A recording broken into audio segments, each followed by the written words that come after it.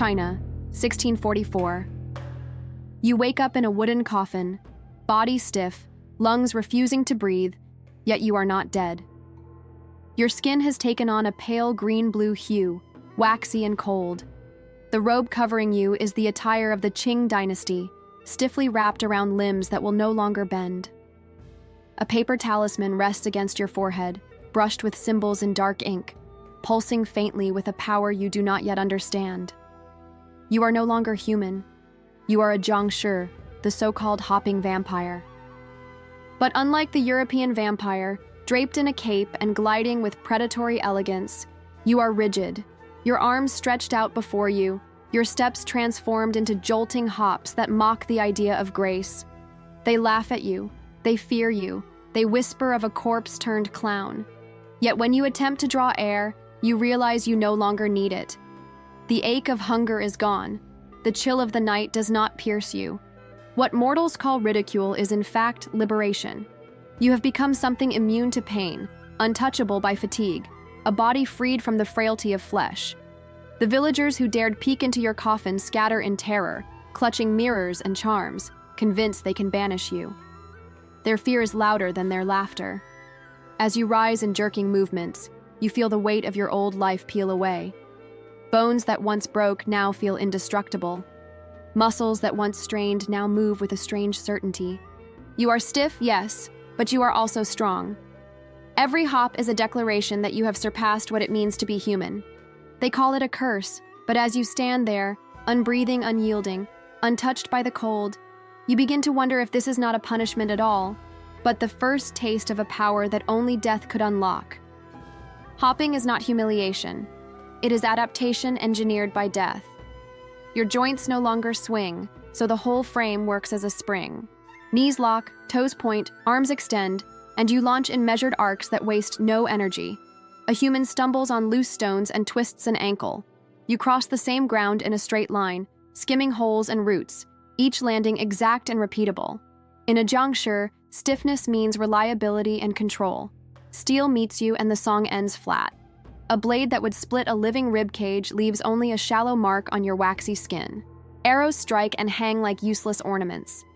Fire licks your robe and offers light more than harm. Smoke thickens and you do not cough. You do not need air. You do not need water.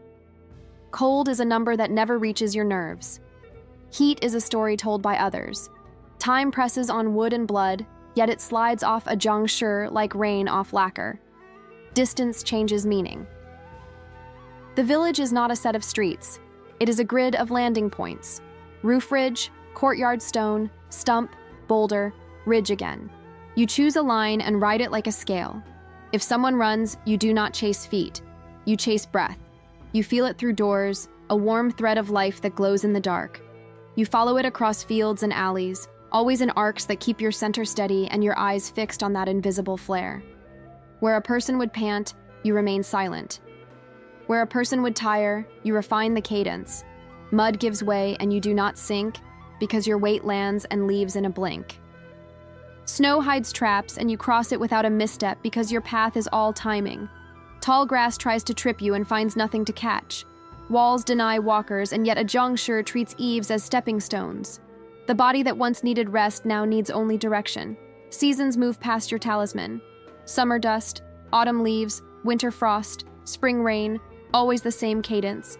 You pass a mirror and see the same green-blue skin, the same inked strip at the brow, the same rigid arms. Children become elders and elders become names on wood while you remain a fixed point. A farmer who once cried monster grips a cane years later and stares again, and you notice the cane will outlast his bones but not you. The temple gains new beams. The magistrate changes. Market songs shift. Your robe frays and is replaced. Your nails harden and remain. You count time not by candles burned, but by roofs replaced. The early years bring small tests. A guard swings a halberd and you hold a hop one beat longer, watching iron sweep through empty air. A hunter looses an arrow, and the shaft taps and settles, and you keep moving.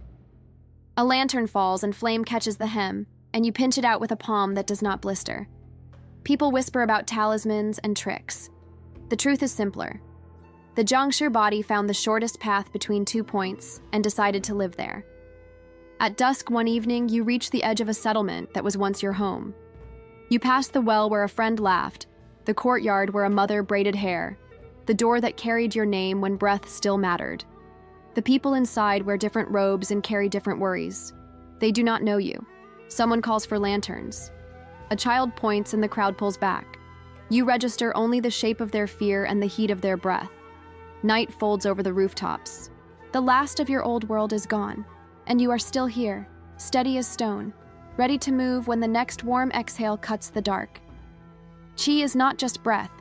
In Chinese belief, it is the vital energy that flows through every living being, the current that animates muscles, warms skin, and fuels the heart. Blood can be spilled and food can be eaten, but Qi is the source behind all of it, the invisible river that keeps a person alive. As a Jiangshi, you discover this truth in the most intimate way. The first time you lean close to a sleeper and feel the warm exhale against your face, you sense more than air. You sense the very spark of their life, and when you draw it in, the rush floods your stiff body with power. Your limbs tighten, your nails steady, your vision sharpens until the whole world glows in pulses of light and rhythm. Humans need bowls of rice and vegetables every day just to stand. You drink the essence directly from their lungs, and one mouthful sustains you longer than a banquet could ever nourish them. From that night forward, the world rearranges itself. Doors and walls mean nothing.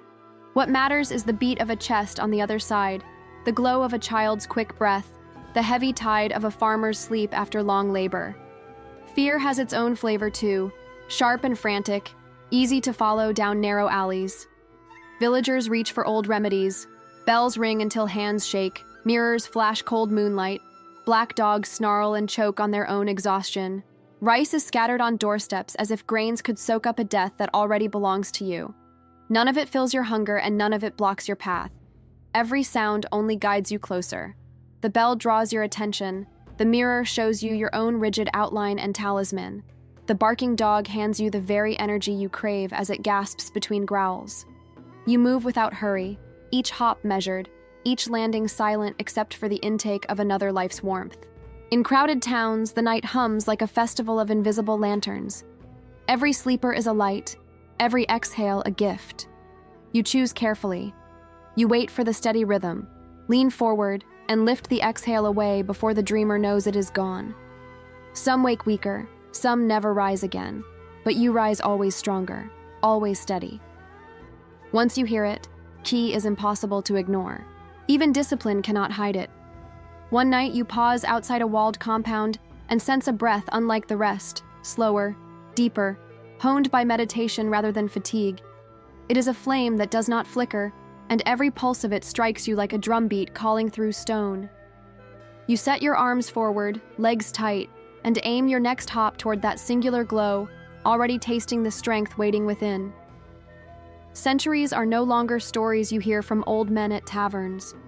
Centuries are the measure of your own steps. As a Jiangshi, you watch dynasties rise with banners and drums, only to collapse into dust while your robe barely frays at the seams. New emperors carve their names into stone. Generals swear that their wars will last forever. Priests preach that their gods will rule for eternity. And you stand in the shadow of all of them, unchanged, stiff arms outstretched, face locked in the same hue of green-blue as the day you first awoke. Time that once rushed past you like a river now moves around you like mist. Every century adds to your private archive. You know how armies march because you have seen their patterns repeat, the same pride, the same weakness in supply lines, the same collapse when hunger overtakes honor. You know how faiths grow because you have seen shrines bloom into temples and temples fall to rubble while the names of deities change like the seasons. You do not need scrolls to remember history because you carry it in your own eyes. Each generation is an echo of the last, repeating mistakes you could recite before they even happen. Humans call it wisdom when a gray-haired elder recalls a lifetime of 70 years. What do you call the knowledge of 7 centuries, when faces blur and voices merge into one continuous song of mortality? Loneliness creeps in, sharp at the edges, because you outlast every hand that ever dared to touch yours, every voice that once spoke your name without trembling. The laughter of friends fades into soil, the warmth of family turns to inscriptions on stone, yet you remain. And yet with solitude comes freedom. no magistrate can chain you for taxes unpaid. No debt collector can hound you when your breath no longer counts. No master can demand your labor when your muscles are too strong to bend to the yoke. While humans break their backs to survive, you drift through decades like a shadow, immune to famine, immune to plague, immune to the rules that bind the living. You are your own law, your own witness, your own survivor. Villages fall silent under droughts, cities choke under fire, nomads sweep across valleys, and you hop through all of it as if across stepping stones, untouchable. At times, curiosity rises. You see children of children of children, all carrying fragments of the same face, the same voice, the same family mark that once greeted you as kin. They do not know you, but you know them. You have watched their line sprout, flower, and wilt, only to sprout again. You whisper in your stiff silence, offering guidance to one, withholding it from another, nudging their paths while you remain invisible in records. Your memory stretches so far that entire clans can be steered without their knowledge, bent subtly toward choices that only you remember repeating. By the time they realize a strange figure has haunted their gates for generations, the shape of their fortune has already been written by your persistence. Empires may crumble, but families endure, and you endure with them, a presence so constant it becomes myth itself. One evening, as a new dynasty plants its banners above the city walls, you realize with cold clarity that you could shape their legacy if you wished, not by ruling from a throne, but by weaving threads through centuries, playing with time as if it were string in your rigid hands. The truth settles in after centuries of watching mortals struggle, decay, and vanish. To be human is to live in constant negotiation with fragility. Bones snap, skin wrinkles, breath shortens, and the years carve their warnings into every joint. They dread the cold, they dread hunger, they dread illness. And when they laugh about you, the Jiangshi, it is only because they cannot stand to admit the envy buried inside their fear. Your stiff arms, your jerking hops, the slip of yellow paper stuck to your forehead, these are costumes, nothing more. Behind them is a body that does not weaken, a will that does not bend, a shell that does not feel pain. What they call curse is simply permanence dressed in unfamiliar shapes. Humans dine every day just to keep a heartbeat steady.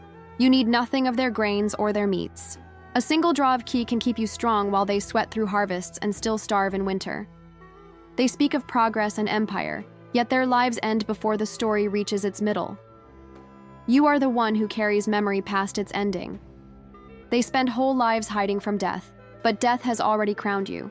You do not age, you do not fear, you do not yield. The fear you inspire is not punishment, it is tribute. Every closed door, every charm pasted on a gate, every dog dragged to guard a threshold is proof of your power. They know their weapons cannot cut you. They know their prayers cannot dismiss you. They know their lives continue only if you decide not to notice their breath. Humans worship beauty because it fades. You embody dread because you endure. They call your hopping laughable, but even in mockery, they look away too fast, terrified that your next landing might be at their throat. And the more they fear, the more they give. Fear strengthens you because it keeps them weak, clinging to rituals that never save them. The joke they whisper in their markets is a mask for the truth they will never say aloud, that to live as you do would be an escape from their greatest terror. Look at them. Burdened by debts, chained to labor, aging day by day while sickness stalks them, they cling to the idea that life is precious because it is short. You are proof that life is greater when it is endless. No more bargaining with frailty. No more collapse beneath years. No more surrender to hunger, fire, or blade. You are not shackled by pity or by law. You are the survivor, written into every century. If the choice were laid bare, if they could trade their fragile bones and trembling hearts for your endless night, who would refuse? The Jiangshi body is not a prison. It is the final refinement. It is the perfect design that humans mock because they cannot have it. In the end, it does not suck to be a Jiangshi. It rocks in every way because where they die, you remain.